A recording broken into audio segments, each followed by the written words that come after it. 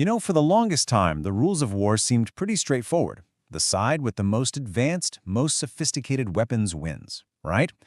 But what if that's just not true anymore? What if the real key to victory isn't a smarter bomb, but just a whole lot more of them? I mean, this single idea has shaped entire militaries for generations. It's why we have stealth bombers that are invisible to radar, aircraft carriers that are basically floating cities, and missiles that can hit a window from miles away. The thinking has always been that technology gives you an unbeatable edge.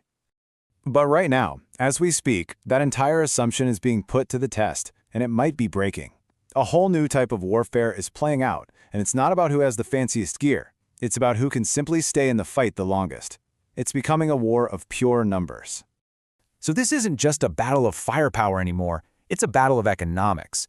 It's a grueling war of attrition where the winner might not be the one with the smartest weapon, but the one who can just afford to keep showing up. Okay, so let's meet the first player in this new game. We can think of it as David, the Shahed 136 drone coming from Iran. Now, this is not a technological marvel. In fact, it's pretty much the exact opposite. Think of this thing as a small, really basic cruise missile. Its strength isn't in its speed or its stealth. Its real power comes from its simplicity and the fact that they can churn these things out like crazy, and they are dirt cheap to replace. It's a weapon designed to be used in swarms. And on the other side, well, here comes Goliath, the Patriot missile system. This is one of the most advanced, most sophisticated air defense systems on the entire planet. A true feat of engineering, built to take down the deadliest threats imaginable. And this thing is a masterpiece. It can intercept almost anything you throw at it. Drones, ballistic missiles, you name it. And it has an incredible success rate. We're talking over 90%. So it seems completely unbeatable. But it has one critical, and I mean critical, weakness. So what you have here are two completely different philosophies of war staring each other down. One is all about quantity over quality. Just overwhelm your enemy with numbers. The other is about technological perfection, but at a very, very high cost. And this is where the math starts to get really interesting and, honestly, pretty scary. All right, so what's the price tag on one of those Iranian drones? About $20,000, okay? Remember that number. 20 grand, it's the key to this whole thing. Now, how much does it cost to fire one Patriot missile to shoot that drone down? $4 million.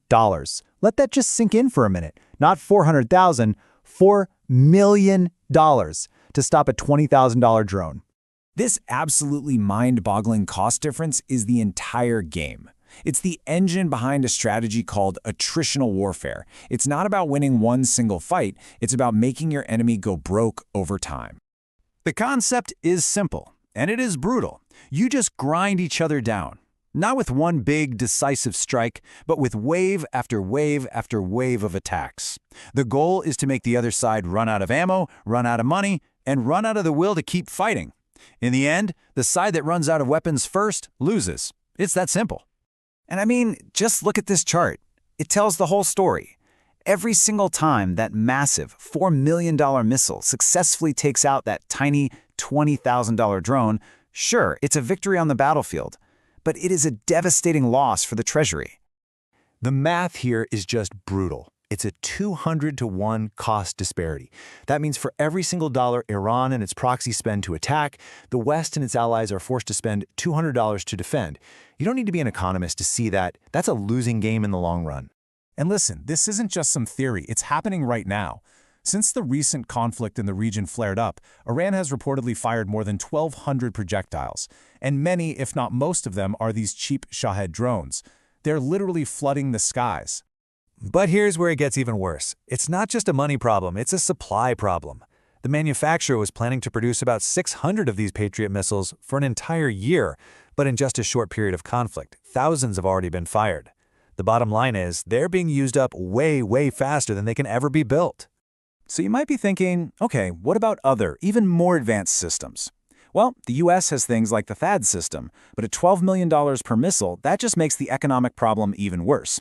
You can't use a $12 million weapon to shoot down a $20,000 drone. The math just completely falls apart. So all of this, it's pointing to a really unsettling new reality in warfare. The very thing that was supposed to be a nation's greatest strength, its advanced technology, is now, in a weird way, becoming its biggest vulnerability. So what's the big takeaway here? It seems that victory in the 21st century might not be about who has the sharpest spear anymore. It's about who has the deepest pockets and the most resilient supply chain to just keep fighting. It's a fundamental shift from a war of power to a war of endurance. And this leaves us with a critical question for the future of defense. As this kind of brutal, simple math becomes more and more important, the winner may no longer be the one with the best aim. It might just be the one with the biggest bank account. The question is no longer who has the better weapon, but who